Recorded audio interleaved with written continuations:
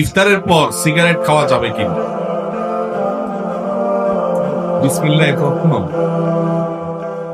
ভাই, এটা শুরুতে তো খেয়াল করলাম না।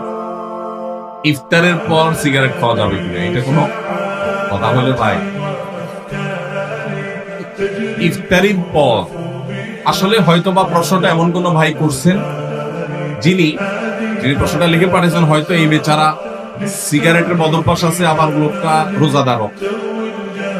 তো সারাদিন ধূমপান ছাড়া থাকতে থাকতে থাকতে থাকতে বেচারা অধৈর্য হয়ে ইফতারের পরপরই হয়তো বা সিগারেট দিয়ে ইফতার করে কিনা আল্লাহ জানে।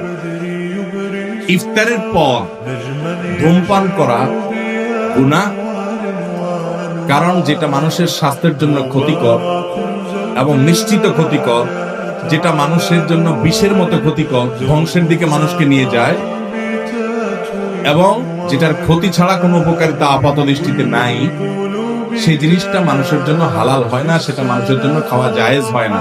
ধূমপানটা সেরকম একটা বিষয়। অতএব আপনি ইফতারের আগ পর্যন্ত তো করবেনই না, কারণ আপনি রোজাদার, সেই হিসাবে হালাল জিনিসও খেতে পারবেন না। কিন্তু ইফতারের পর যদি কেউ ঘুষ খায়, ইফতারের পর যদি কেউ কুকুরের গোশত শুকুরের গোশত খায়, সেটা যেরকম ইফতারের পরে খাইছে দেখে হালাল হবে না, ধূমপানটাও ইফতারের পরে করছে দেখে হালাল হবে। কথাকে বুঝাতে পারছি?